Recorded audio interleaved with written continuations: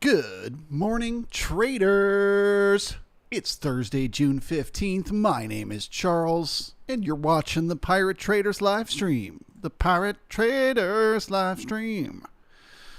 What we do here is we talk about the ES and the NQ, that is the S&P 500 futures and the Nasdaq futures.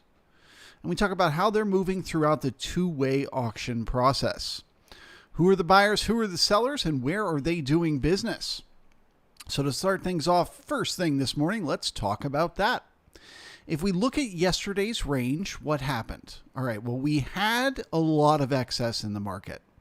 Okay, the market had made this massive move to the upside, and it needed to balance off that excess. So yesterday, it began that process of balance. It pulled back and filled a previous gap, which is balancing using price. It then turned around, pulled right back up into the range, and has been going sideways ever since, balancing with time. So now the question that we're asking ourselves this morning is, bigger picture, when it comes to all this excess, how is the market going to balance it off?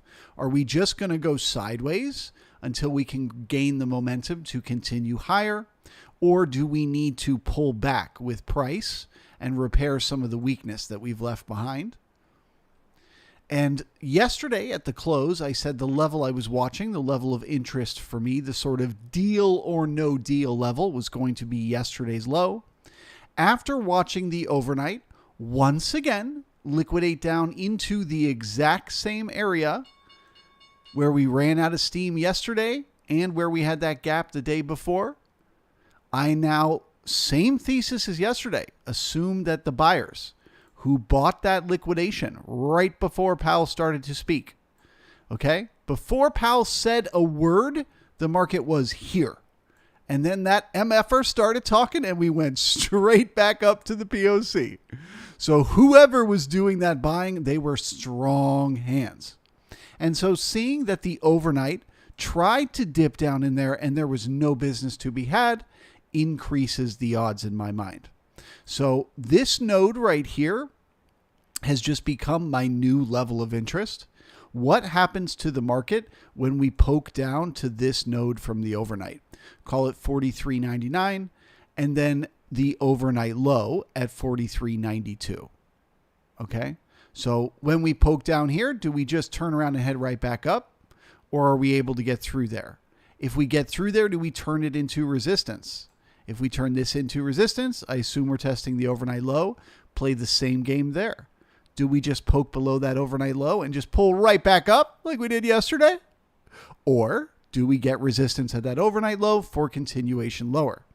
If I see resistance at the overnight low, I will assume the market needs to pull back with price, and I will start to get very, very bearish on the price on the daily.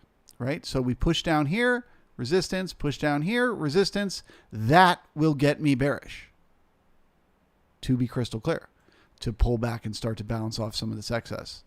But anything other than that, the market poking down here and chopping and chopping and chopping and chopping and chopping and chopping and then coming back up, anything else to me is either neutral or bullish on the daily. Anything other than resistance at that overnight low is the market telling me it's doing whatever it has to do to bring in the buyers up here for continuation higher. So I don't know how long we'll have to go sideways, but I know as long as we're above that overnight low, this assumption is we're going to head higher. Okay. Now, what do we do in the meantime? Well, in the meantime, unfortunately, today we have put ourselves in an incredibly unpleasant position as traders. Or I should say the market has put us. We didn't do it. It's not our fault. We can blame the market for this. It spent the whole overnight trading inside yesterday's range. It ran out of momentum right at yesterday's fairest price to do business, and it ran out of momentum right at the place where the market liquidated earlier. So that chop means this whole overnight range is a giant chop zone. And they could just push it up and push it down and push it up and push it down and drive you absolutely nuts. And the worst part about it is, as it chops up and down in this range, it will convince you it's about to break lower, and then it'll turn around and head back up. And then it'll convince you it's about to break higher, and then it'll turn around and head back down. It's going to be a mess of a morning while we're inside this chop zone. So my main focus, as always in the chop zone, is to watch the nodes of volume from the overnight. Where do we spend the time? Where do we bring in the volume? And then assume those are going to be support and resistance. Okay? And then watch the halfback. So there's your first one. The market opened. It pushed higher. Where did it push? Right back up into that first node. Ran out of steam. We got taper with the volume. Came back down. Did not find support at the halfback. So now we need to head down and test one of these nodes down here. And so we'll look for the same thing to happen there. When it pushes down, does it find support and turn around and head back up? If it does, what happens when it gets to the halfback? Does it find resistance or does it push right back through? As long as it keeps finding support down here and pushing through the halfback, you can assume it's going to keep heading up into the resistance. As long as it keeps getting smacked down at resistance and heading through the halfback, you can assume it's going to keep heading to the support. The chop will just continue. And they'll do it again and again and again until they have finally turned that halfback into support or resistance. So on the final time where they push up and they come back down, they turn it into support, or they push down, they come back up and they turn it into resistance. That will be when the market is ready to break. But until they've turned that halfback into either support or resistance, they're just going to keep chopping. Okay? So it's likely to be a little bit boring. Very difficult to trade unless you like trading chop, unless you're a scalper. And we'll just have to sit back and wait. Now, if they get above this node right here in the overnight, well, we can start to get bullish to test the overnight high. If they get below this node right here, we can start to get bearish to test the overnight low. But oh my goodness, in between, it's a chop zone, chop zone. Do you know how much it chops? It's a chop zone. Chop zone. In control are the bots.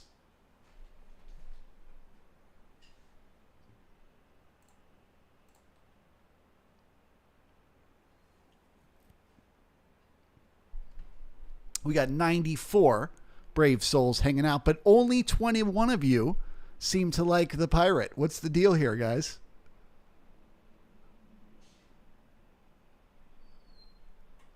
Let's smash those likes. Nothing else to do while we chop it up.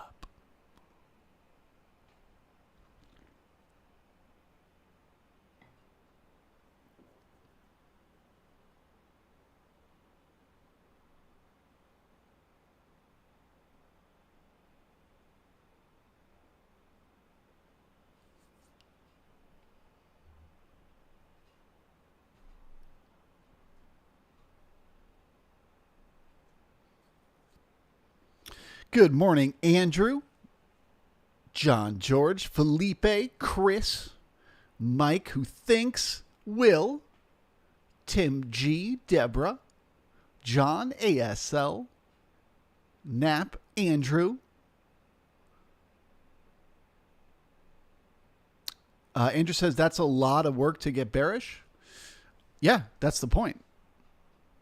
And it's not me that decided. It's the overnight. The overnight decided they didn't have the sellers. So why would I suddenly assume they do? They're going to have to prove it to me.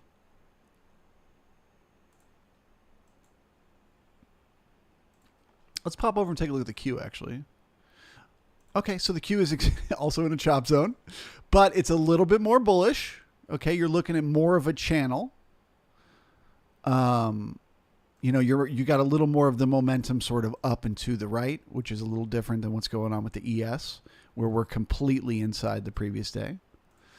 So I would treat it literally exactly like I talked about with the ES. You got your node right here around 15,090. You got your node up here around 15,220. And you just assume you're going to chop between the two. So you just watch as it comes up into resistance, what happens up there. And then when it comes back to half back, which is currently at 15,138. And then same thing with the support below. If it pushes down into the support, what happens when it comes back to that half back? And if it gets below this node on the, actually you could just straight up call it the overnight low on the NQ, 15,069. If you push below there and you start to get resistance, well, then you get bearish for a larger pullback. But what would be more likely? Look at how little time and how little volume we spent in there yesterday. Couldn't spend any time in there the night before that. And then last night, we just spent a little tiny bit of time and brought in a little tiny bit of volume. So there's a very real possibility they could just poke down there and then turn around and head right back up. So don't get bearish on the Q unless you get that resistance at the overnight low. And then same thing for this node at yesterday's high, 15,220. If the market gets above there and finds support, you can go ahead and get bullish for continuation to the upside. But don't get too bullish until you see that support, as they could just do more chop. They did it all night long. All night, all night, all night long, all night. Oh, yeah.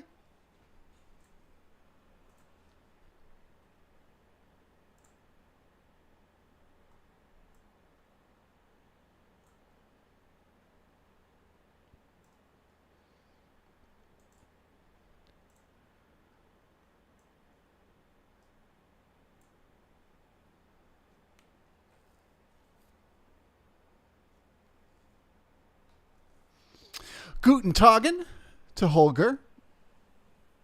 Hey to Garich. Pavel, good morning to you. Philip in the house.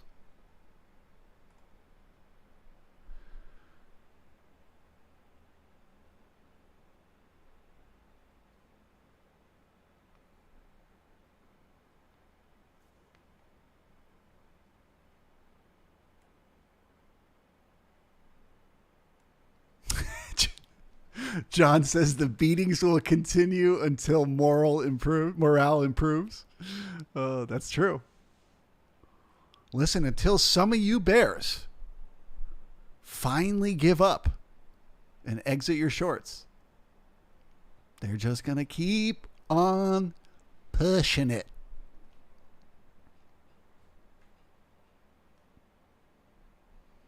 George says, chop suey. You got it. Speaking of which, we are pushing up into that resistance right now around yesterday's closing price. So the question is, do we get smacked down from here? And what happens when we get back to that halfback at 44.13? Does it become support, or do we pass right back through?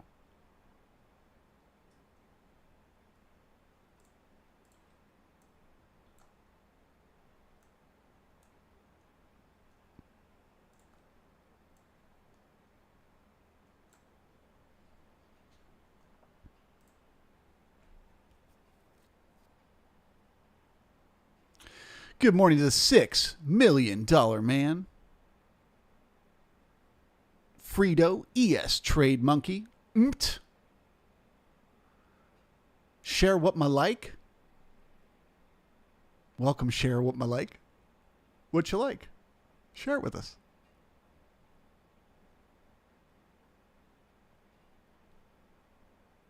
Lord MacGyver's here. Good to see you. Did his job, smash the like. Appreciate you.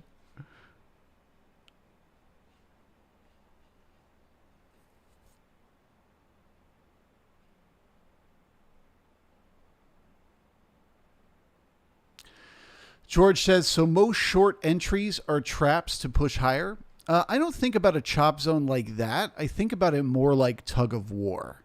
Okay, so it's more like you got the same number of buyers or sellers, and then you get more buyers, more buyers, more buyers, and they push and they push and they push as far as they can, right? But then eventually they just like run out. There's just no one left who's willing to buy. So then the sellers start to pull on it, and they pull as far as they can pull.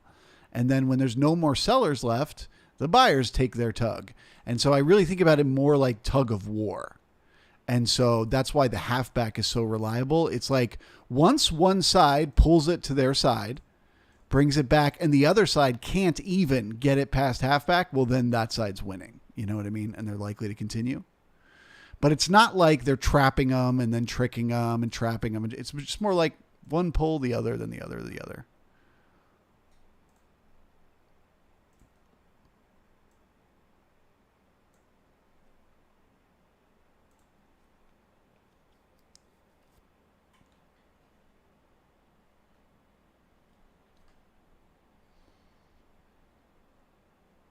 All right, so we're right up in that resistance here. We've got taper in volume. You can see less and less volume the higher we go up. That is a sign that we are running out of momentum like we did before in the same place we did before. So now the question is, can we start to bring in new business up here, or do we pull back down to that halfback?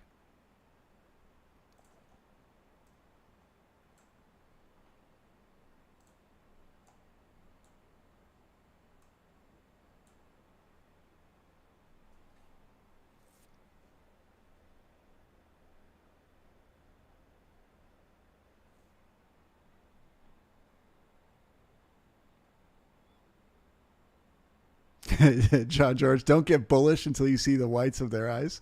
Can you just write all these down for me and I'll turn them into t-shirts?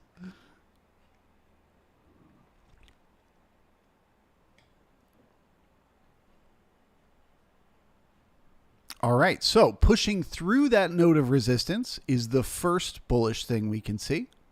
The question is, can they now turn that into support?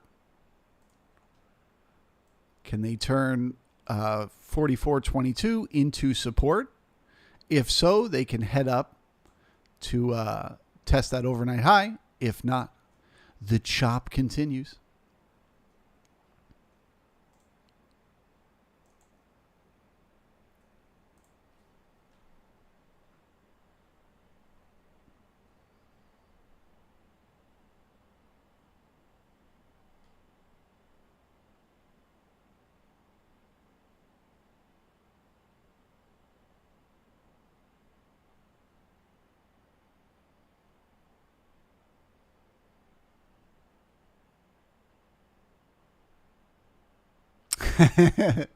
Fighter pilot.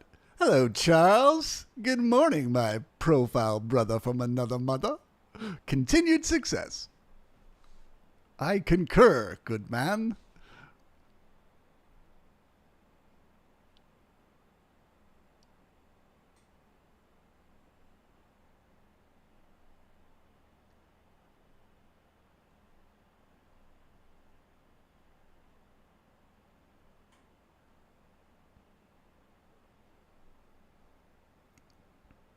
All right, we have some new buyers.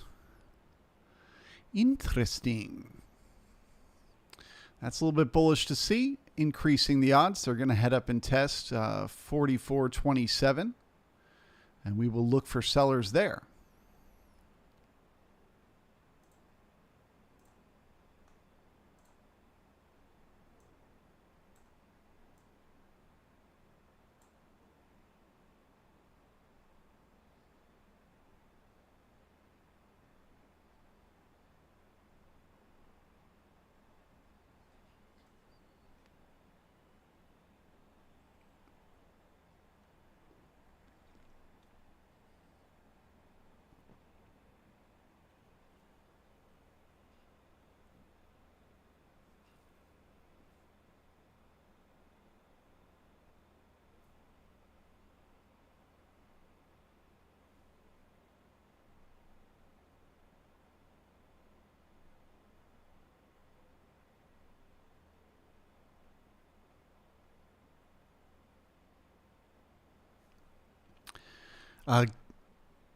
Garrett says, where's the best place to short? So just to be clear, I don't take trades in chop zones like this. It's just too hard to know.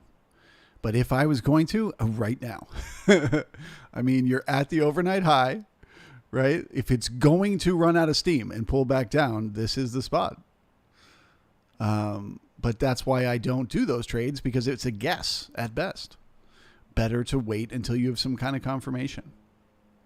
All right, so there's the test of the overnight high. So now the question becomes, do we have new buyers up here? If we do, I'm officially bullish for continuation.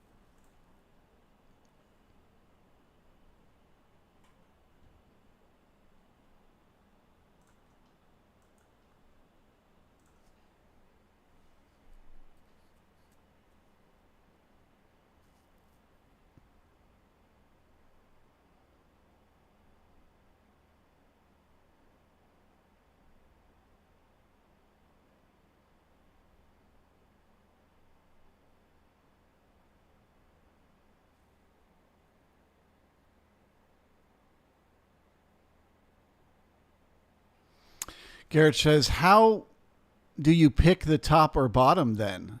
That's where you get the best trades, actually. So there is a group of people who can do that, who can pick tops and bottoms and make lots of, all right, I'm bullish. That's support at the overnight high. So the next thing is, can they repair this weak reference? They need one more tick to do it. And then can they hold the support at the overnight high at 44.26? If so, we look to test yesterday's high. There it is. There's the repair. So now can they hold the overnight high?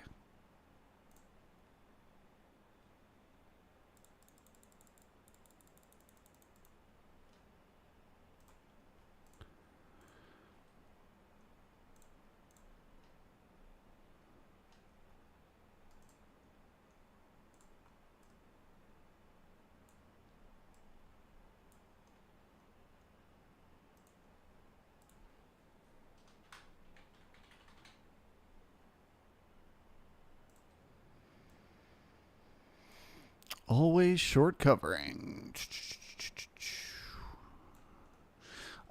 Anyway, so yeah, there are people that can do that. There are people who can guess the high and the low, and they are called innovators. And they make up about 6% of the population. So you can assume about the same average amongst traders. That may be 6%. That's half of one person in a room of 10 people. 6% of traders can do that, can pick the high and the low. I'm happy to say I am not in that 6%. I have tried and I have tried and I have tried to be an innovator. I am just not good at it. But you know what I am good at? Being an early adopter. I'm not good at catching the high or the low, but I am good at recognizing when one's been made and then joining the party moments later so that I can be the first trader on the new wave that's happening, right? So if the market is going up and it's going up and up and up and up and up and it starts to come down, I won't be able to know when the high was. But I'll be able to recognize when we're done going up, know where to sell resistance, and know where to buy back support so that when it comes back up, I can get into a trade. I make my money from here to here with a very high probability of success, as opposed to trying to guess up here where I would have a very low probability of success because I'm just not good at it. So every trader must figure out where their skills lie as an individual person. Are you an innovator? Are you an early adopter? Are you a laggard? Where do you fall in the spectrum and create a system that fits for you? So I don't guess the highs and the lows. I just recognize once the market makes them.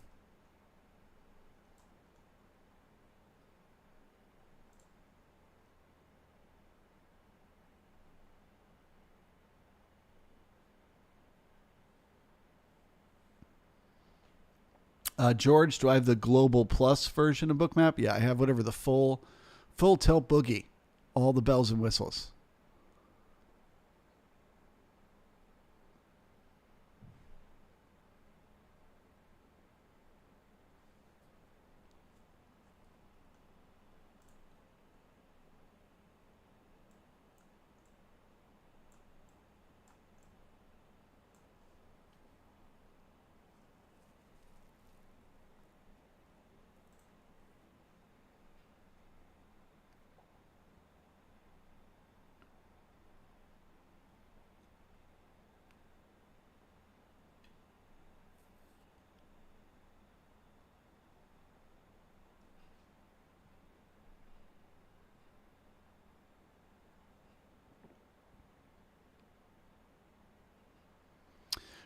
Frito says, I can do it like 10% of the time, referring to catching the high or low. Well, that's a winnable strategy, believe it or not. If you have a 10% win rate, but every trade you take is like 10 times the reward to the risk, you could probably still make it work mathematically. But man, it would take some courage to sit through 9 losses in a row waiting for that one winner.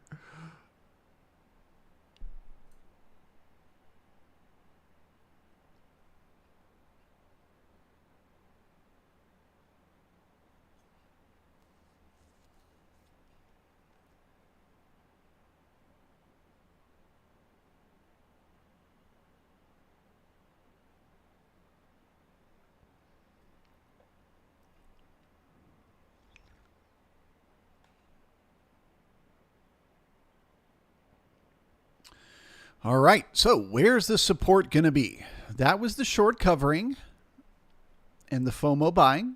So will the first wave of early adopters step in here and take the market higher?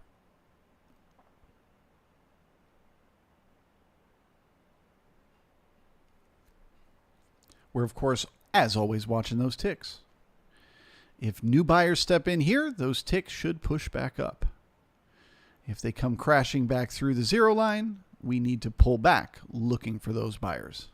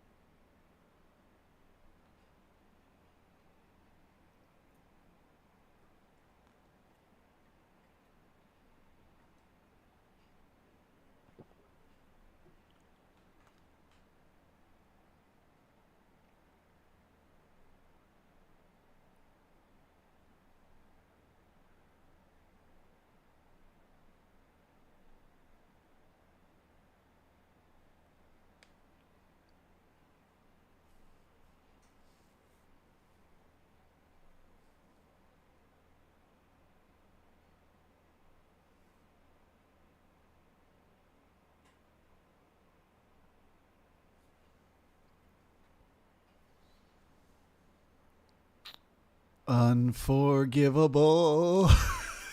The value area high of the previous day is a kind of change of the trend.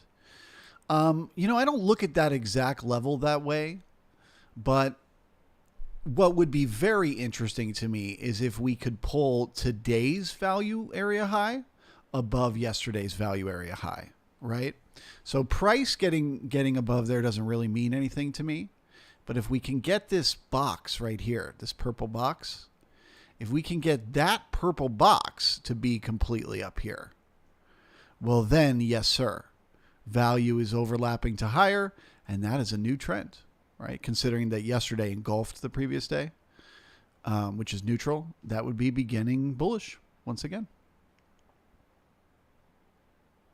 But to be able to pull value all the way up there now, we're going to have to get above yesterday's high and spend a little time up here.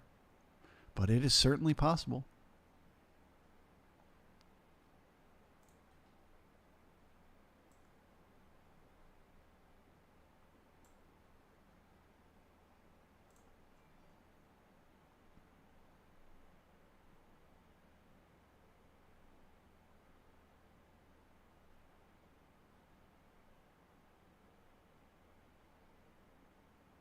Seven Mile Reach says the POC keeps moving up on the NQ with price.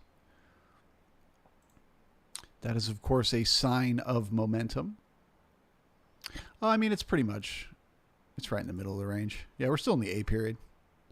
But yeah, if you print the B period and then the B period's POC is up here, then it will have popped up. But you got above yesterday's high. That's a little bit bullish to see.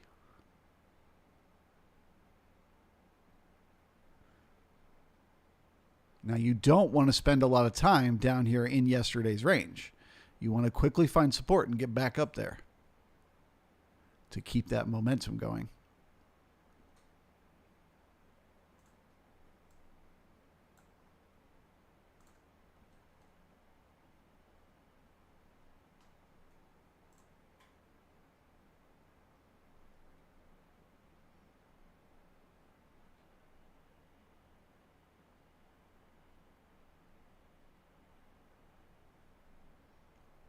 Okay, there's the POC moving higher. All right. Took out some stops there at the A period high. Okay, so now the market has the initial balance going to the upside, which is a little bit bullish. And we just pulled, as I was literally just discussing, we just pulled that value area to where it is now overlapping to higher than yesterday's value. And that is also bullish to see. So both the POC coming higher, the value moving higher, and the initial balance breaking to the upside, the B breaking the A, all three of those are bullish signals. So we are looking for this support to hold and get up there and test yesterday's high. We're also looking from this point on to keep those ticks above the zero line. They can come back down to it, but we don't want them to start to pull below the zero line. That would be a sign that those buyers are running out of momentum. But for now, they're in charge. So the assumption would be if we get back to that zero, we're going to get another bounce.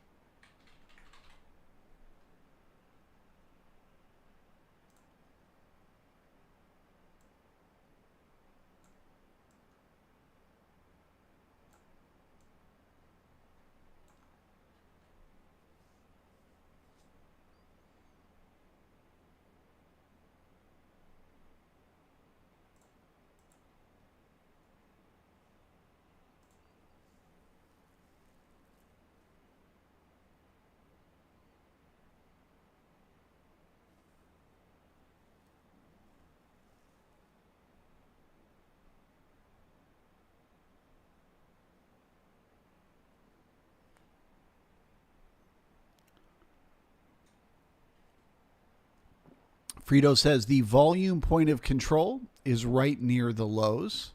Of course, that could flip at any moment. Okay, now it's right here at 32. Yeah. Well, when you're in the A period, you know, the volume can shift very quickly. What was important was the overnight high, right? Not the volume. What was important was the overnight high. What happened when we got here? We were supposed to get smacked down and chop. But what happened instead? We poked above and turned it into support. That's what mattered. Now what matters? testing yesterday's high, finding out if we have new buyers up there.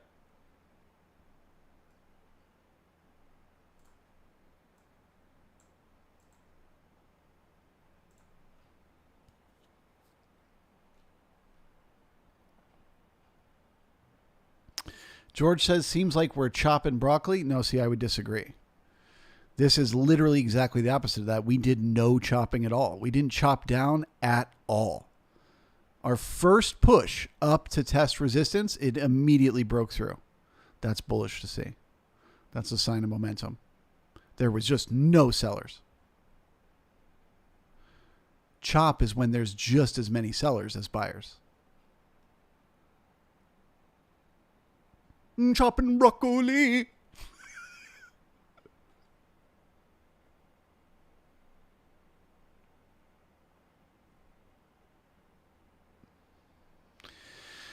Unforgivable says the POC on the U.S. session is on top. It could mean we're going to have a bullish day. Yeah, that Ferris price moving up is always a little bit bullish to see. We are having a bullish day, guys. It is bullish. The question is, can it keep being bullish? Can it hold the support here? Can it get to yesterday's high? When it gets to yesterday's high, can it hold support there and keep going? It's already bullish. It's just how long is it going to keep going?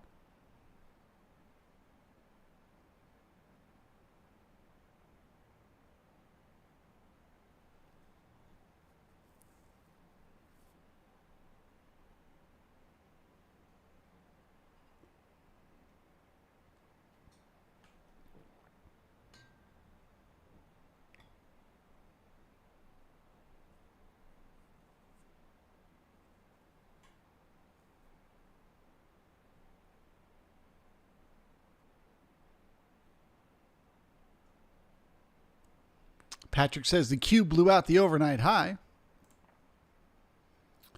Not quite.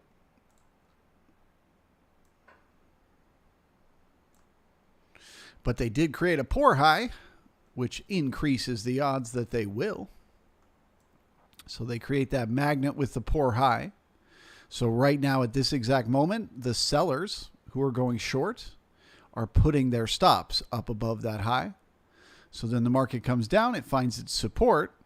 When it comes back up through there, it squeezes all those shorts, boop, and that's what gets you to the overnight high.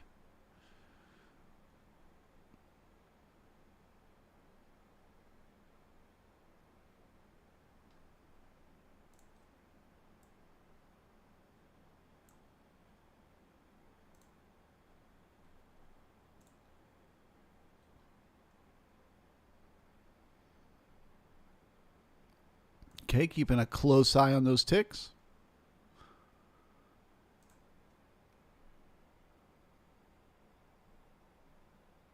Oh, just below. My bad. Same difference.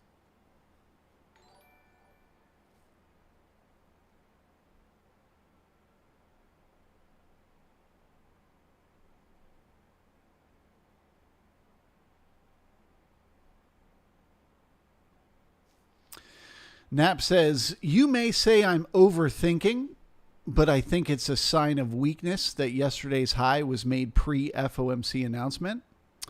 I'm going to take a different approach, and I'm going to think about it like this.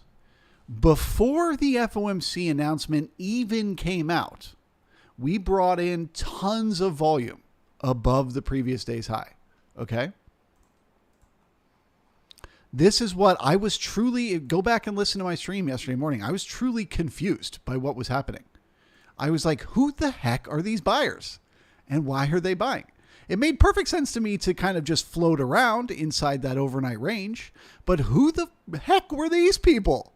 And what were they thinking? Right? And so my assumption was, okay, this is a bunch of short-term traders who just don't know what they're doing. And they are fixing to get squeezed. But why? Why would the market want to do that? Squeezing those weak hand buyers would actually make the market stronger. So, okay, cool. The market's doing this weird thing, market generated information wise, where it's bringing in all this volume and spending all this time above the previous day's range when there's an FOMC minutes away all day looming. Okay, well, that's weird, but we're just going to take that in the context. Well, then that FOMC happens, and what happens? The market tanks. Okay, well, no surprise there. Nobody's shocked by any of that. So then the man steps on the podium, and from that moment on, the market just very, very, very slowly grinds its way back, right back to that point of control. Right back exactly to that area where all that business was had. So why? Because they needed to get all those traders long to slingshot the next move. So actually making that high before the FOMC is bullish to me because that's the trickery. That's the fuckery that they play. They already knew that the news was going to be bullish and it was going to keep going. But they needed to get as many of us long up here as they could so they could squeeze them down here, and then they get to fill their positions at a discount. And not only do they get to fill their positions at a discount, but then Papa Powell walks out and starts talking. Go back and look at the chart. The market was here when he started talking, and it literally just kept going up from there. So one hedge fund gets on the phone with the other and says, you're going to have to make money by looking like shit most of the day so that you can get the market long and then squeeze them. And so the next day we make new highs. We got value overlapping to higher, and everyone is saying, WTF, how can it be bullish? Well, because we liquidated the market yesterday, we took out the weak hands, we brought in the strong, and now they're in control. Let's see how far they can push it. Okay, so we got up to yesterday's high. Now the question is, can we bring in more new buyers up here? Can we keep those ticks finding support? And if we can, we will look for continuation higher from here.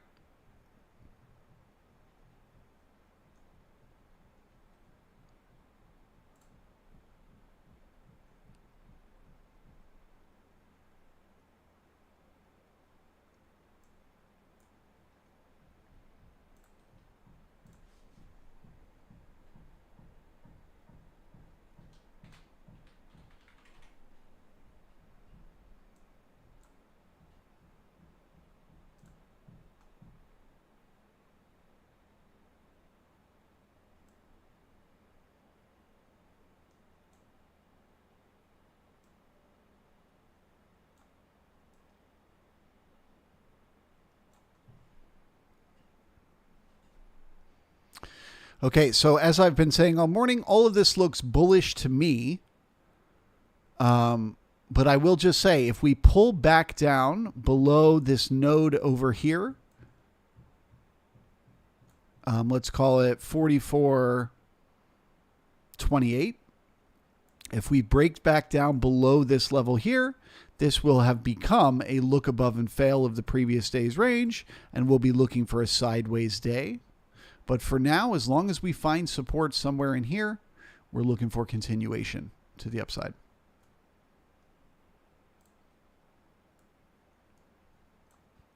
Can they hold it?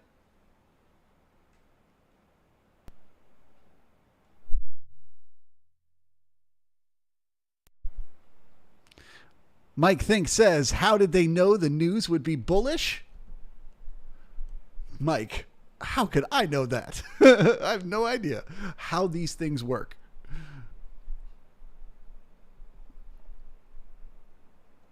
But I know the game is afoot.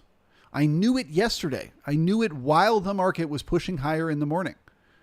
Now, I couldn't have said to you, well, here's what they're doing. They are bringing in, the dumb short-term traders here so that they can squeeze them later in the afternoon so that they can bring it back tomorrow. Like, I couldn't have told you that. But I did notice how bizarre the behavior of the market was. that it didn't make any sense that there were buyers at the highs before the FOMC. Who were these people? How could they have the confidence to buy up here? Well, they were just computers convincing you and me to buy so they could squeeze us in the afternoon. They were coming for retail all along.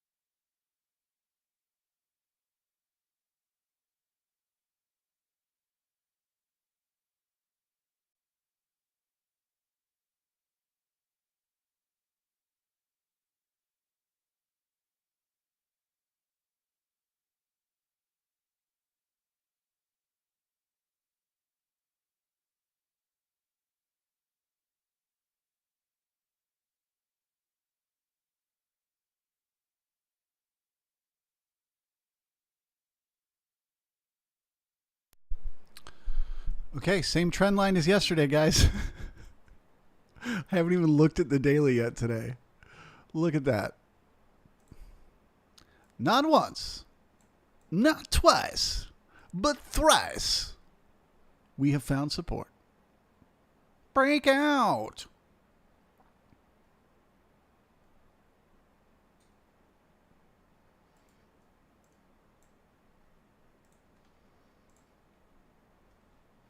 Okay, so this is the moment of truth for both markets, the ES and the NQ. The NQ was able to get above that overnight high, and the ES was able to get above yesterday's high. So what that basically means is the buyers are in charge of the market. They took control. They took the market to the first place that they would go if they were in control over the previous day's high. And so now the next question becomes, can they stay in control? Can they keep bringing in more new buyers here to keep the market going higher? Okay.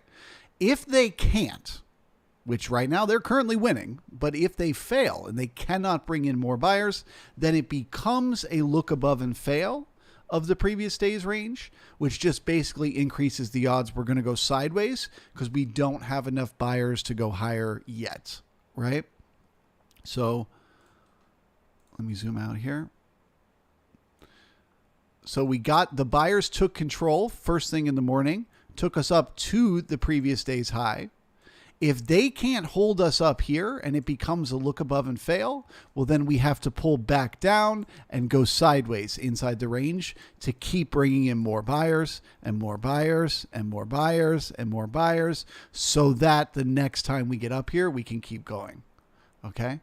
So this moment right now is pretty important. We need these ticks to hold the zero line. We need price to get back up above yesterday's high and start spending some time up there to keep the momentum going.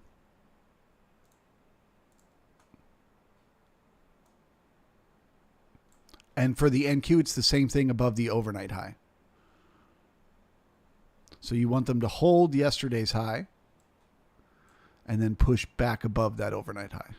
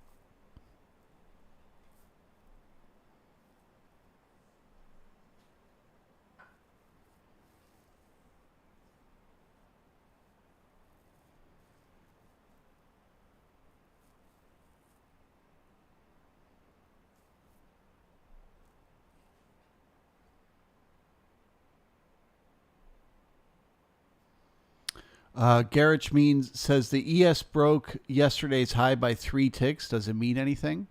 Nope. It's gotta do it by at least 2. So if it had only broken it by 1, that would have meant something. It would have just meant we needed to go back up there and give it another poke. But no, passing by 3 is plenty.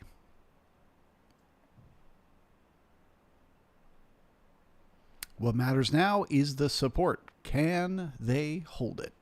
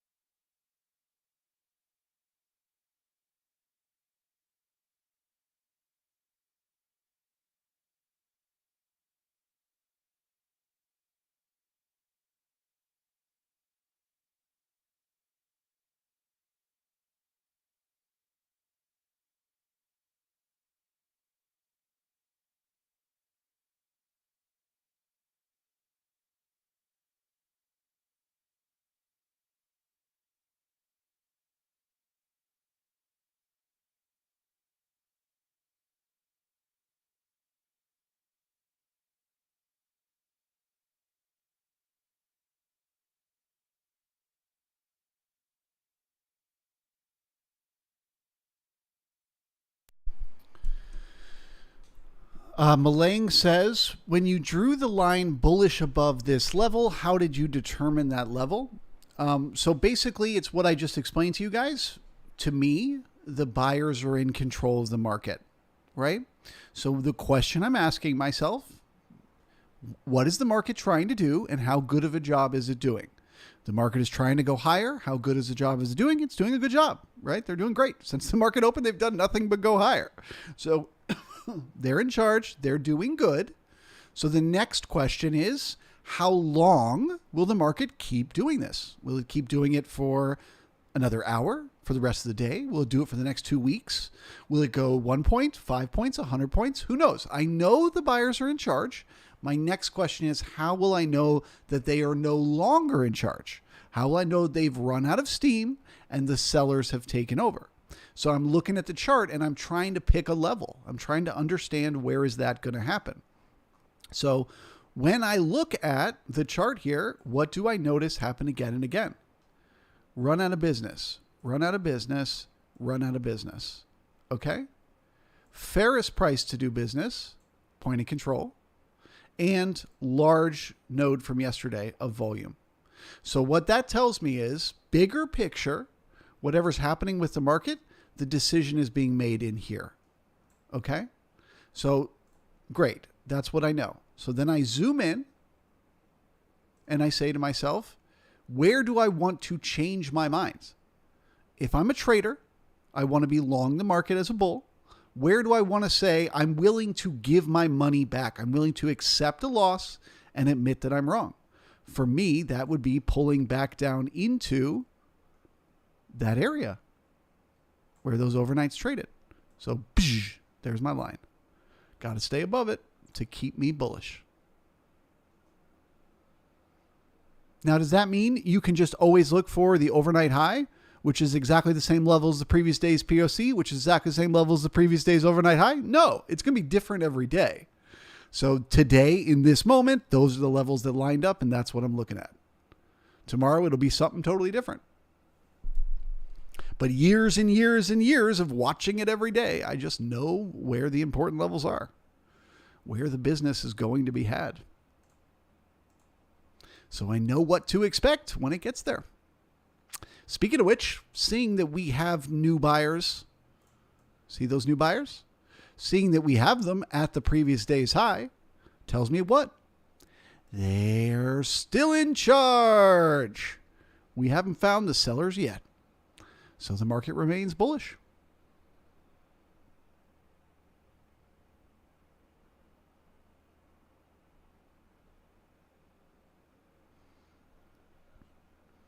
Garrett says, I'm a contrarian. That's what I'm trying to explain to you, Garrett. If you're a contrarian, this is the worst channel for you. Don't listen to me. Okay? Because I will never recognize a trend until it is already over. Until the market has completely decided they're done with that, then I'll look for the next thing. So you will spend every minute of every day frustrated if you're trying to call tops and bottoms. That's the exact opposite of what I do. I catch the meat in the middle. I recognize somewhere down here that the market is going to make its move, and I catch the meat I can catch. I recognize here that they're still going, and I catch some of the meat that I can catch. I don't try to guess that this is the top and catch the move back, which may or may not happen. Who knows? I wait until I know something is happening. I know what comes next, and then I catch the move between the two. I just have much more success that way.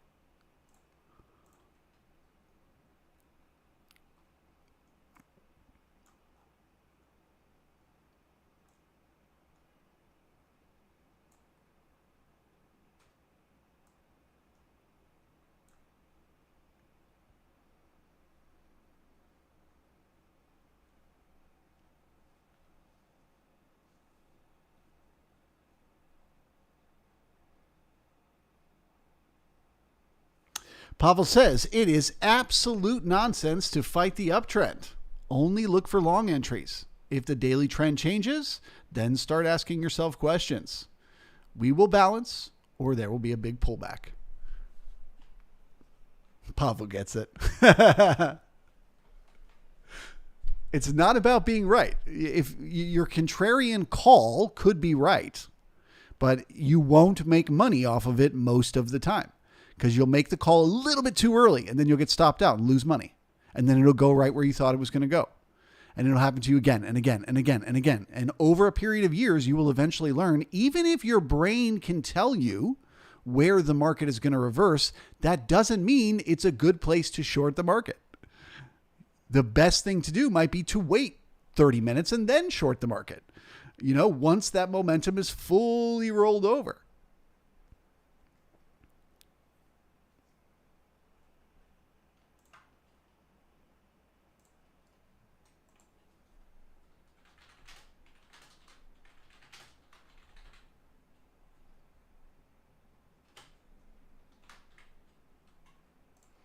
Okay, so we've printed the C period. We are dancing once again with the zero line. So we're still having trouble bringing in those buyers. We've got another chance with the base of the B period single prints. There are often buyers waiting there. So we will look for support at 44.34. And the bullish level has now changed to 44.29.25, which would be, technically it's not cessation because we haven't started trending, but just to me would be the sign the momentum is over. If they're going to keep going, they should find the buyers in here.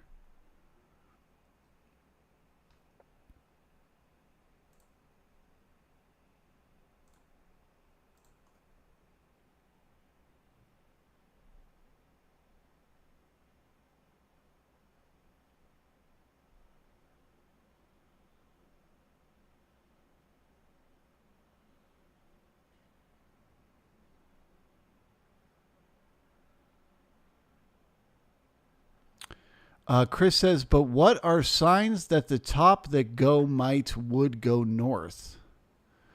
Chris, I don't know what that means. Are you asking what is the sign of continuation of momentum? That's support at a new location. So you push up to the previous day's high and you find those new buyers up there. That means it's going to keep going.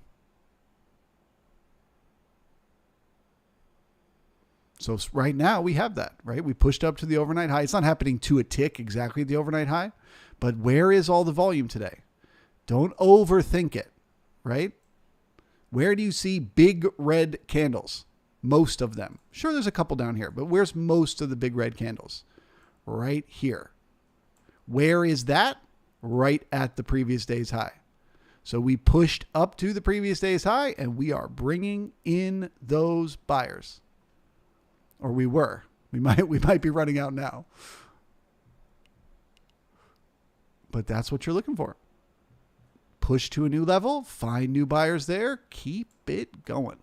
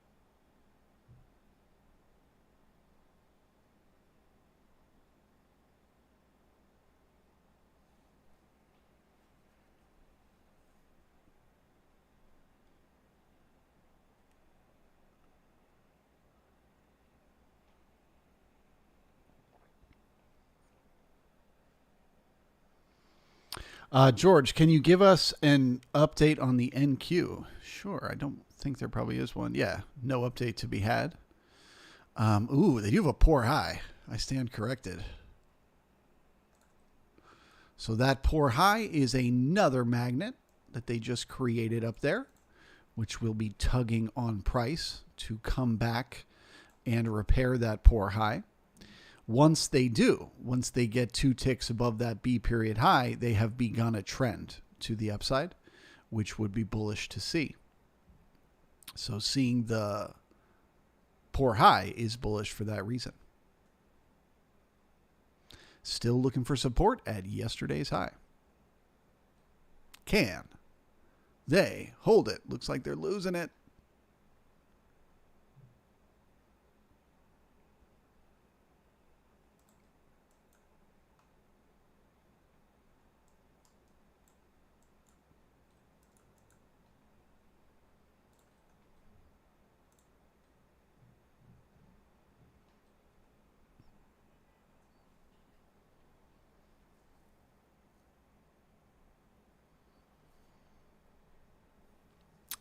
Mr. Knifeheart, do I ever look at gold? Not really.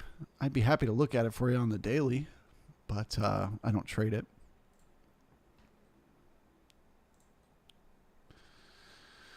Oh, balance, dude.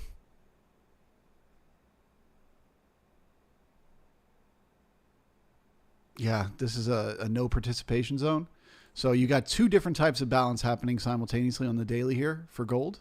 You've got balance happening horizontally like this, where they're bouncing up and down inside a range. They look below that range, they fail. What happens? They head to the opposite end.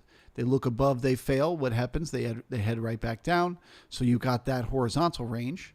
If that's what you're looking at, you don't want to be in a trade right now because you're right smack in the middle of it. So you should either be getting out of a long you took at the low, or you should be neutral, because you don't know which way it's going to go from here.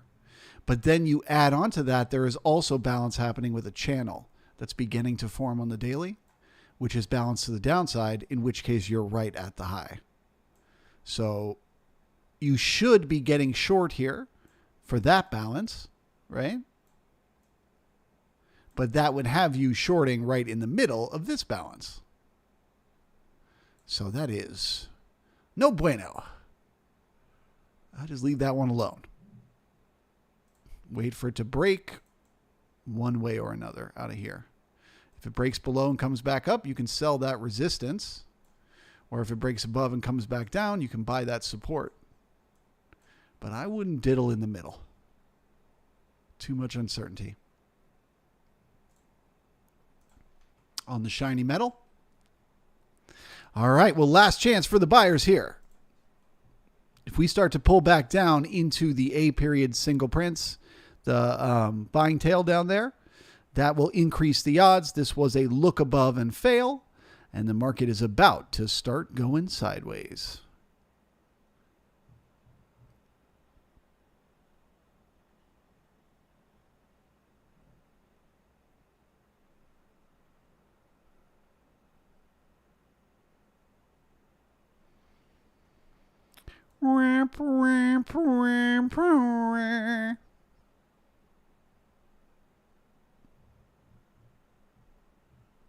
All right. Well, that does it, folks. They got me back to neutral. I am certainly not bearish, not even a little bit. But they haven't quite brought in the buyers to keep it going yet. So I'm now looking to see, where is this support? Can they hold it at 44.28 and then 44.27, this area here?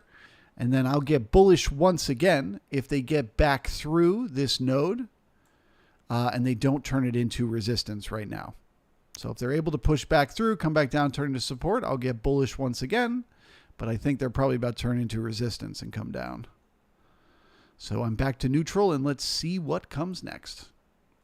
It is important to note, bigger picture, all of this is still very bullish. We have higher highs, higher lows, and value overlapping to higher. So bigger picture, this is still momentum on the daily. It is still bullish. It just seems like intraday, we don't quite have the buyers to keep it going right now. So we need to spend some time going sideways first. Okay.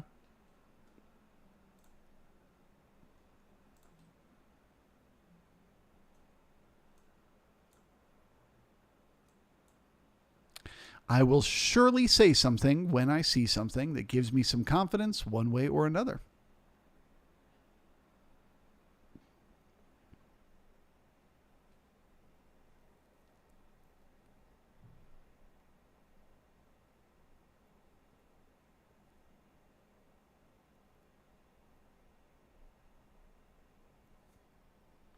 Scott says, are they losing it? To me, it looks like the sellers are pushing. Well, you're right. Good call. I mean, we could see it with the ticks that they were losing that momentum.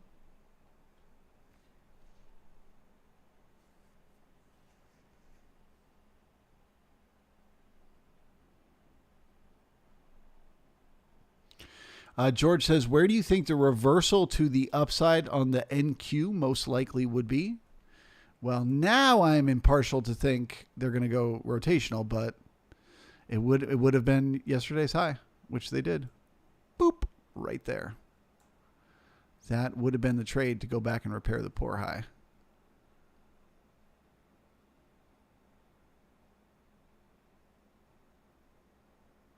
And if I was in that trade right now, boop, boop, my stop would be above my entry.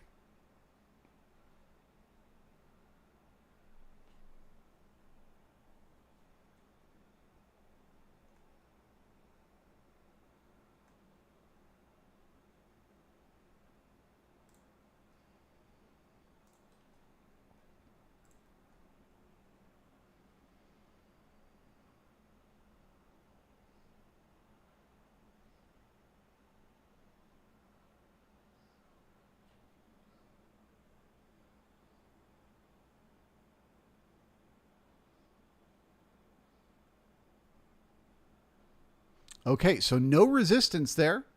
That is a little bit bullish to see. So now they got to turn it into support, and then they make me a bull once again.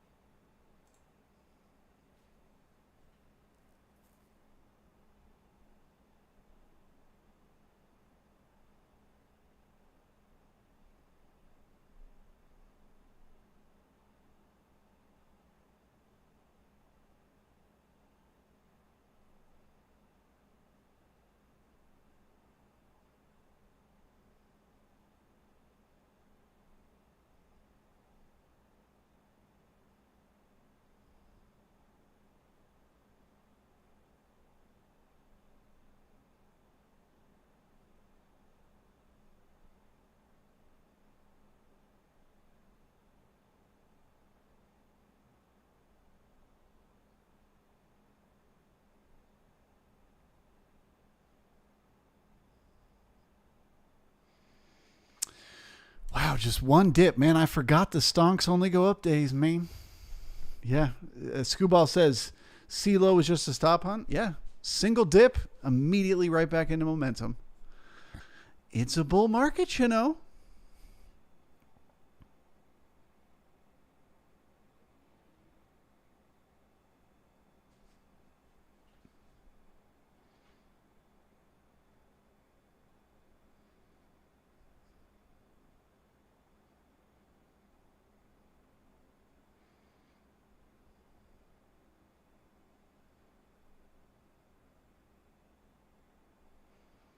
Screwball bull market with hunting algos.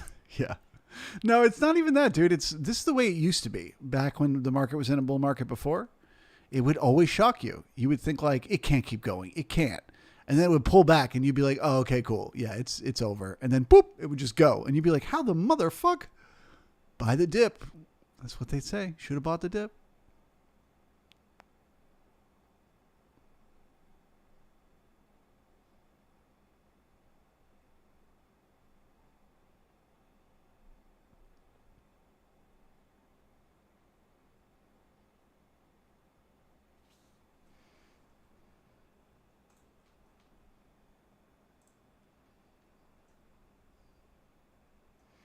Oh yeah, plus they got one of those funky bots going on right now. Funky bot, the price following bot. That's always fishy.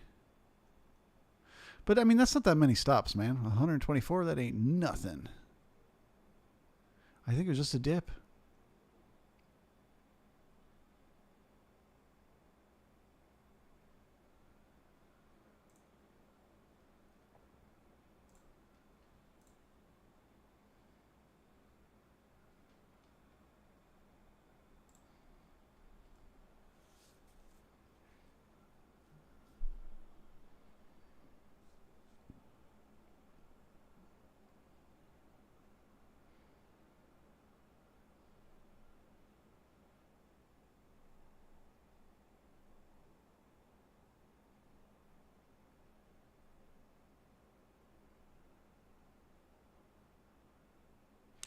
Okay, so now the same way that yesterday we were watching the lows for how we ran out of volume, okay, and then turned around and head right back up in that same area. Well, we're now in an area where we ran out of volume on the upper end and turned around and headed back down. So what we want to see now, we got the support. We got back above yesterday's high. We want to see the market begin to one time frame higher. And then we want to see some volume up. Well, there you go. Bullish once again, man. And the market is one time framing. So what we want to see now is we don't want this taper. See how we have less and less volume here and then less and less volume here.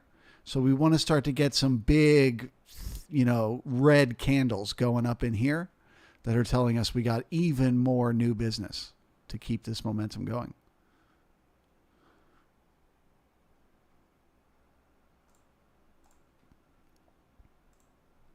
And of course, now we're going to treat that C low as cessation, as if it hadn't happened before, because we had not started one time framing yet.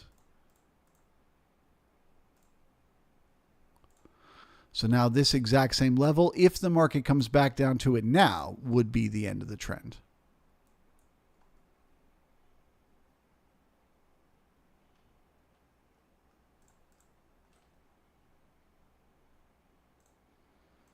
Let's pop over and take a look at the Q. Did they one time frame? Yes, sir. Q's looking bullish. Bruh. Momentum.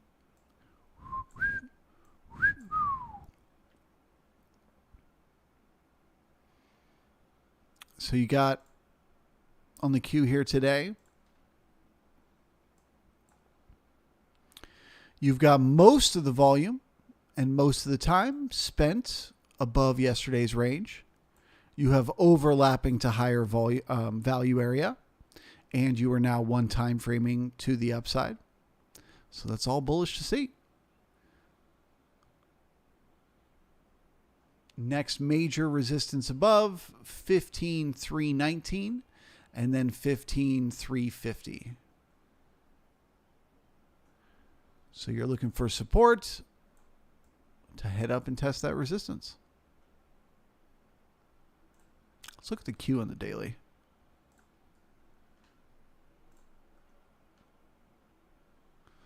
Oh, man. I remember these days all too well from back in here where you would just be convinced it can't keep going. It can't.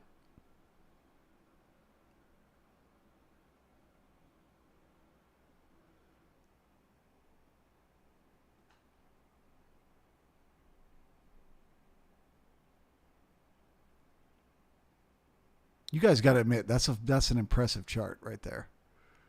That is quite a move.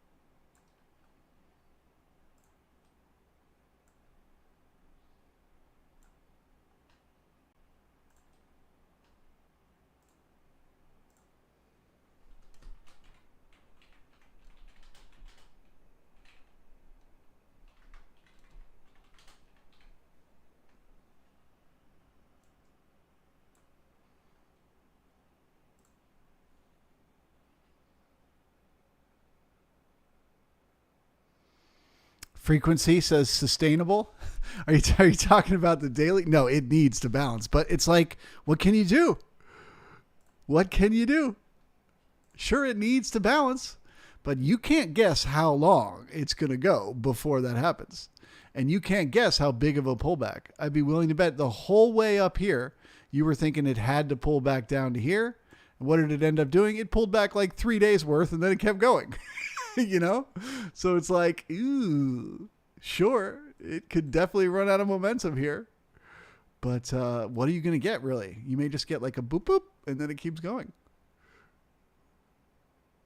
But yes, that is getting very, very elongated.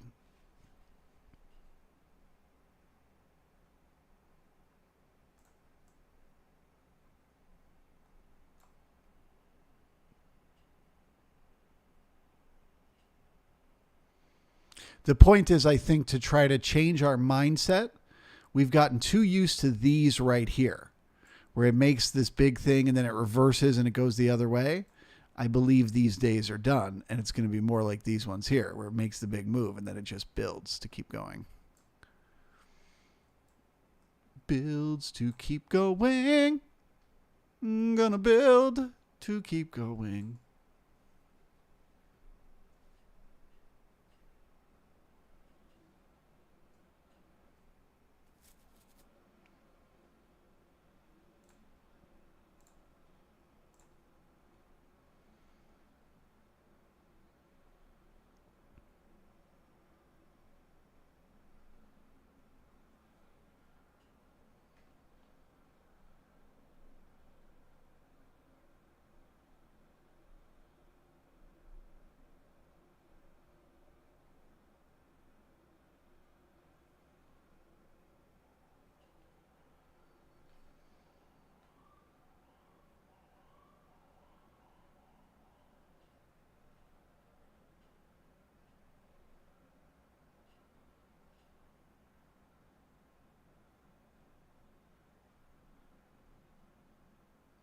River Rock says, seems like the buy was the low of the B profile.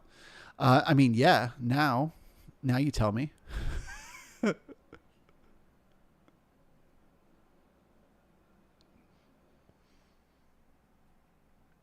And by the way, it still is, right? So the cessation of the trend, the end of the momentum is right here. So you could still buy anywhere down here. And by doing so, you'd be taking very little risk because you'd only have to lose a couple of points. But I just don't think you're going to get your chance anymore.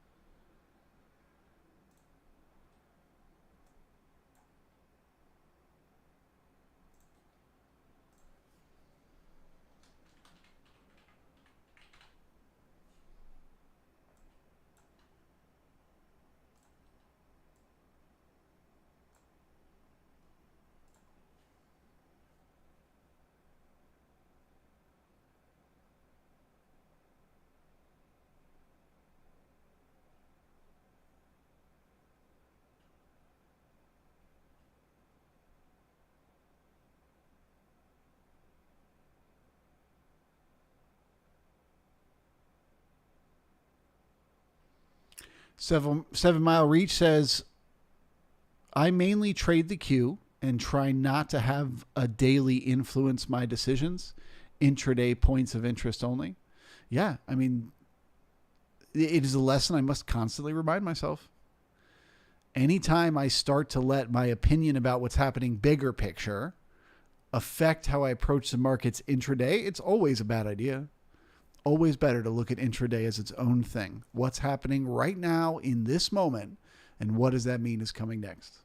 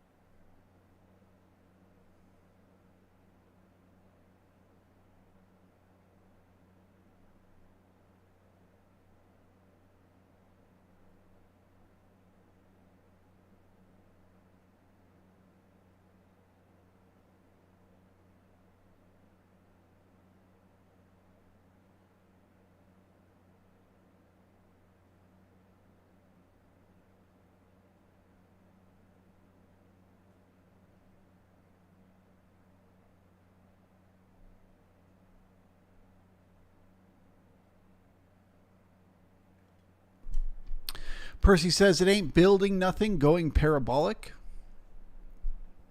What you have to understand is, in a traditional market, right, in the old days, you would be absolutely right. If a market is kind of doing its thing and all of a sudden out of nowhere it starts to make this crazy parabolic move, likely that move is all emotion, right? It's just all traders chasing that momentum. All their friends are getting rich and they want to get rich too. And so the market gets this crazy, exuberance. And then what happens is that exuberance runs out. The very last guy who's left to buy that tulip buys it. And then the price comes crashing back down. So in the process of making that big move up, you're not actually building anything. You're just blowing off the steam, right? But we live in a new world now. That's the old world. And in the new world, the market isn't controlled by the emotions of those traders who are causing the parabolic move to the upside. The market is controlled by the market makers who are hedging against those emotions, which often causes the exact opposite effect. So think about it like this. The market is doing its thing and it starts to get parabolic and it starts to push its way up. Well, yes, it is true that the further it pushes, the fewer buyers there are. But you know what else there are? More and more sellers. So more people start going short. They start buying puts. The higher the market goes. They're convinced it can't keep going. It has to come down. So they buy more puts and they buy more puts and they buy more puts. But guess what happens? Every time they buy those puts, the market makers who sold them the puts buy futures to hedge against it. So the price keeps going and going and going. And so finally they get exhausted and they finally give up on those puts, right? They finally cover, the market gets that little blow off, and then it comes back down, and guess what? It just keeps going. Pull up a fucking monthly chart of Bitcoin. Pull up a monthly chart of Nasdaq. Pull up a monthly chart of the S&P. Pull up a monthly chart of any major cap stock you want in the stock market. And you will witness this happen again and again. It gets parabolic and goes to an insane place, then does it again, then does it again. And then whenever it finally runs out of steam, it just kind of keeps going from there, because it's not tulips. We're not going to run out of flowers. It's math. It's just ones and zeros in a computer. And so the system hedges against the emotion, counterbalancing it. We truly live in fascinating times.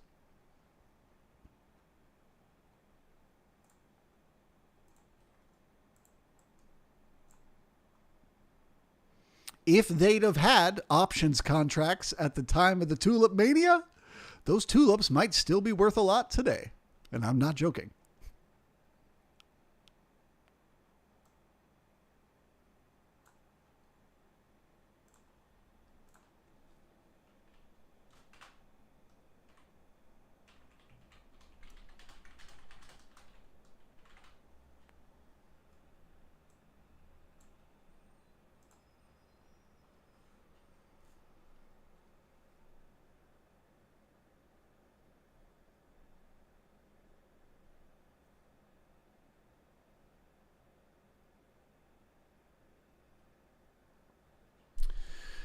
Garage says, I used to trade off a small time frame, the 1 minute. How do I change it and start looking more at bigger charts? The answer is force yourself to do it. Force yourself to slow down. Okay? So make a plan ahead of time. Say to yourself, so we got Monday off next week. So say starting on Tuesday, I am going to only trade the 30-minute chart. What does that mean? It means you do not open a 1 minute chart. You do not open a 5 minute chart. You literally only allow yourself to look at a 30-minute chart. You force yourself to make your decisions off of that 30-minute chart. Now, your instincts, because you've spent all the time that you spent trading at that super fast time frame, is going to be to constantly want to change your mind. You'll think, oh, it's one time frame. I got to get long. Oh, I should get out. And you'll jump in and out of those trades and you'll make those mistakes. But then you'll go back and you'll track every one of those decisions in a trading journal. You'll write it down why you changed your mind, why you changed your mind again, why you changed your mind again. And when you go back and you look at the journal in hindsight and you see that nothing actually changed in front of you, the candles were the same. The full 30 minutes, nothing happened. It was still just rotating around inside the previous 30 minutes candle or whatever. You realize that all of that emotion, all of that wanting to get in, wanting to get out, I'm right, I'm wrong, that's all inside your head. It's not the market. The market is not that chaotic. It's not that crazy. The market can actually move in a very simple, manageable way, but you have to choose to slow yourself down and force yourself to operate on that slower time frame. So plan your trade hours before the market gets there. Once the market gets there, take your time with your entry. And once you're in, stay in that trade and push it as far as it possibly can. Work on honing those skills each day. Work on getting better and better at being patient to wait for those setups. Work on being more and more strategic at how you enter those trades, and work on getting better and better at staying in those trades. What can keep me in the trade for longer? What can help me maximize the profits off of this trade rather than get out and get back in and get out and get back in and have to make the decision to get out, make the decision to get in, make the decision. It's like, that's so much work for my brain. In, out, yes, no, I'm right, I'm wrong, Better to just make one decision and then sit back and let the market do the work and wait and see what happens.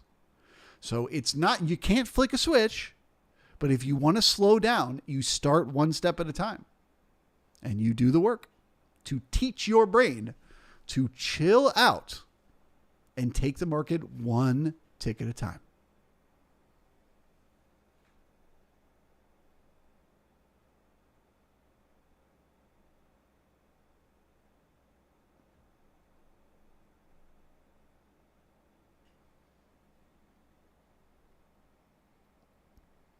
Will says selling puts means you hedge by selling the underlying. It's the opposite, right? So if you're selling puts, you don't want the market to go down because then the people who bought those puts make money and you lose money. So if you're selling puts, if as the market is going up, all those short-term traders are betting it's going to go down, so they're buying puts, you don't want the market to go down. So what do? You buy the market to hold it up. So if they're selling puts in Apple, you're buying Apple stock, right? If you're selling calls, you're then selling that Apple stock you had to get the price to go down. Because if you're selling calls, you don't want the price to go up. So that's what I'm talking about. It's what you don't understand is the more participants that are convinced it's going to go down, the more likely it's going to go up because the bigger wallet is betting the opposite of the opinion every time by definition. Day by day, minute by minute, as the opinion changes, the hedge changes. So everybody's convinced it's going to go down. They hold it in place. Then when they give up and get squeezed, the market goes up. Then everybody's convinced it's going to keep going up. They keep it in place. Then when everybody exits, they take it back down. They make money off of both directions, both ways. And the market participant gets screwed on both sides. That's why 90% of options expire worthless. The seller of the option gets to keep the money and it costs them nothing but a little bit of risk, which they were able to hedge using their large account size.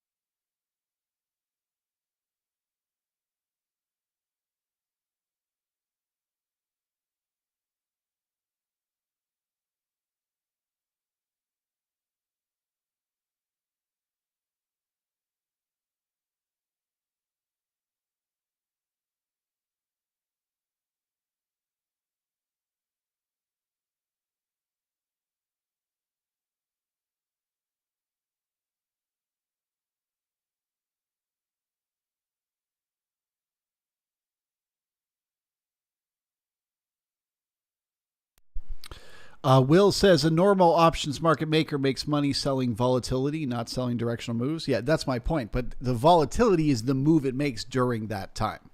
So if they sell you a put that expires in a week, they don't want the market to go down over the next week. So they're hedging to stop that from happening. If you buy a call option that expires in a year, they don't want the market to go up over a year. So they're hedging for that. And there's all sorts of different market makers hedging all sorts of different assets for all sorts of different reasons. And we get a market as a result.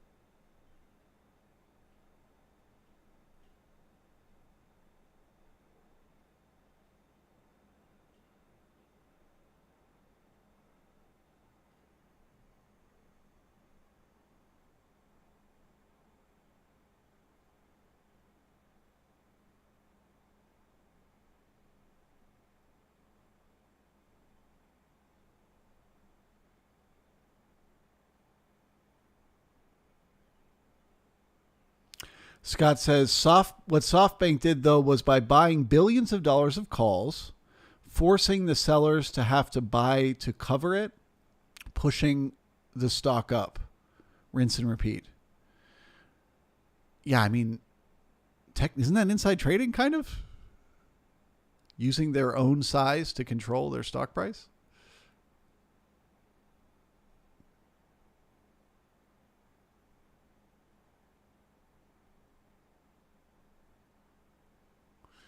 Garrett Sheds, my average stop is 3 to 4 points. I cannot trigger trades based on a 30-minute chart. Well, that doesn't make any sense to me. Why are your stops 3 to 4 points?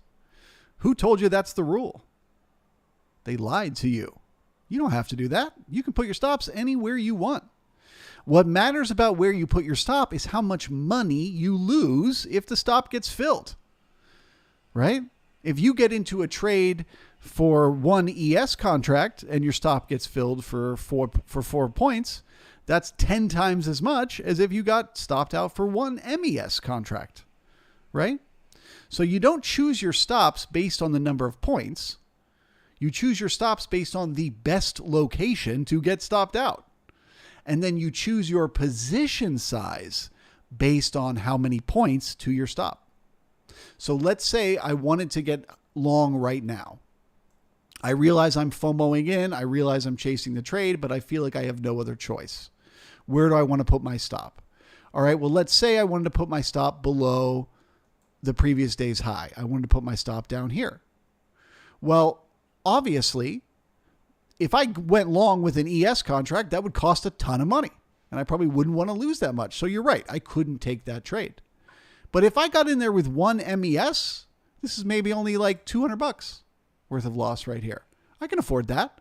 So now I can take the trade with the stop in the location I want it to be by just trading with MES instead of ES. You just use your position size instead of your stops. You know, your position size to control the size of your stops. You always want to choose the place to get out of the trade as the place that is the best location to get out of the trade. And if that location is 4 points away, great. Then your stop is 4 points away. But if that spot is 20 points away, if that's the best location, that's where your stop should be. Doesn't mean you can't take the trade. Just means you have to take the trade with smaller size. That's all.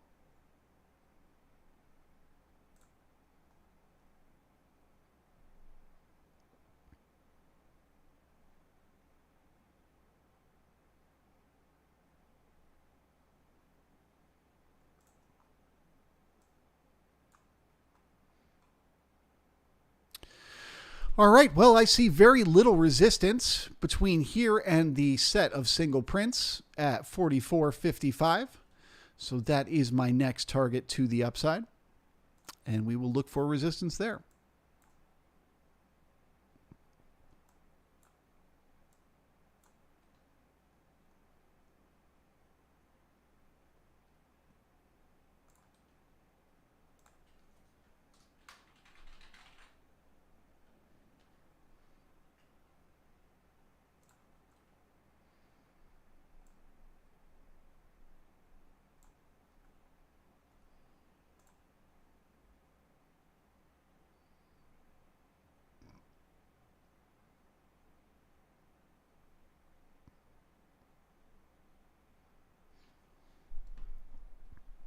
George says, do you put pivot points in your trading? I do not. Not that I have anything wrong with them. They're fantastic. I just don't use them myself.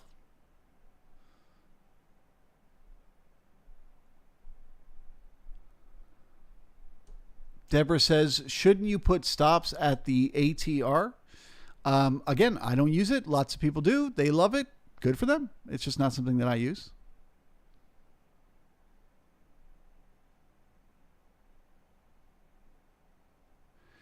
Armando says on Bookmap, what is the red line with the 18 above it?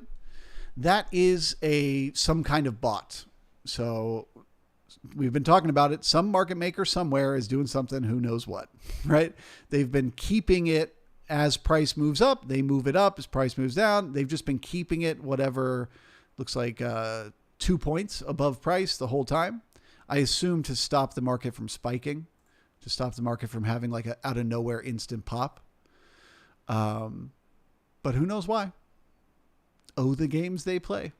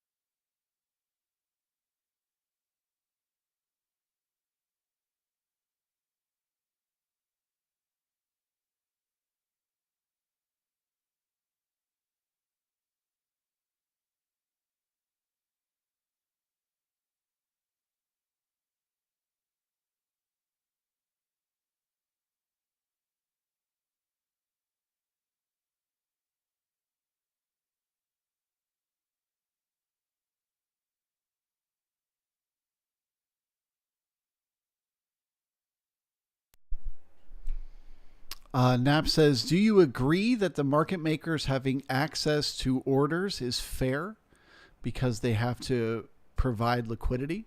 I think what you're talking about is something a little bit different than what I'm talking about. I'm talking about the options market, and what I think you're talking about is high frequency trading, where they use dark pools to like sell you a share for like a penny less than they paid or whatever. Um, yeah, I don't agree with that at all. Pay for order flow. I think that should be illegal.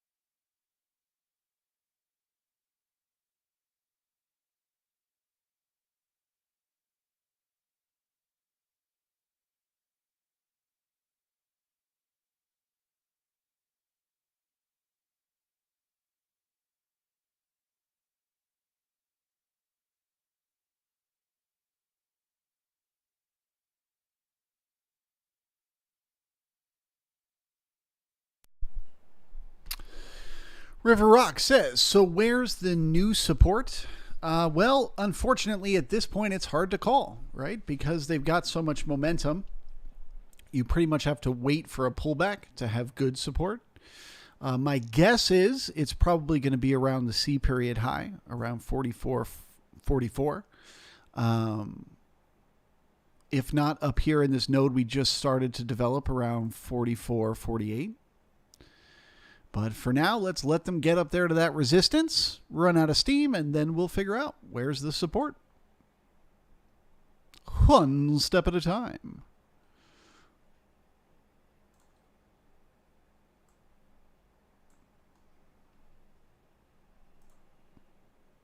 Speaking of one step, there you go. Ask and you shall receive. Boop, boop. Perfect. All right, so where's the new support? You guessed it, C period high. We left behind those single prints, so that is like a magnet pulling on price to try to get back down to here and backfill those single prints, but there is more likely to be buyers waiting there to act as support. Oh, and they left a poor high behind, even better. So you're looking for support at the base of the single prints to come back and repair that poor high.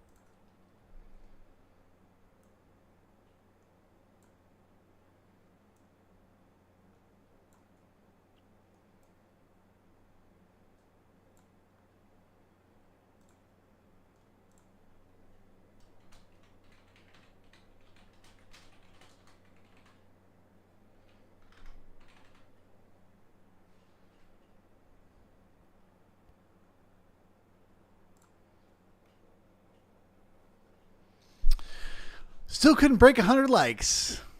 Smash that like button if you wouldn't mind. Sure would appreciate it. The good old days of 100 likes are gone. I guess they're a thing of the past.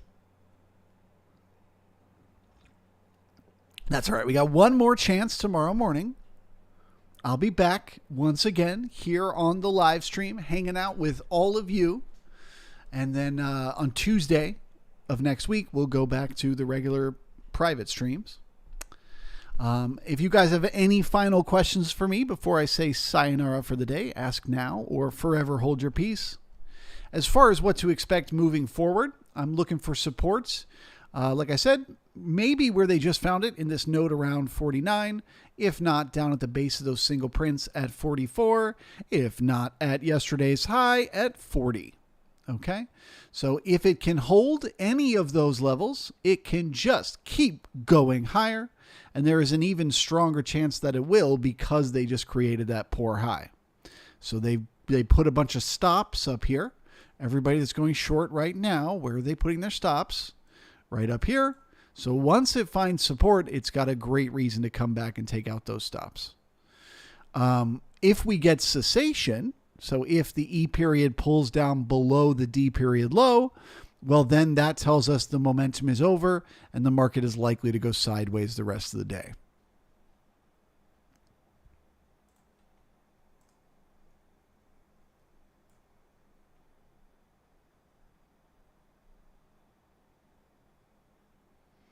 RK says bears are bleeding too much to hit the button. Fair enough. But why are they mad at me? I said bullish yesterday. I said bullish this morning. Don't get mad at me now that the market's gone up.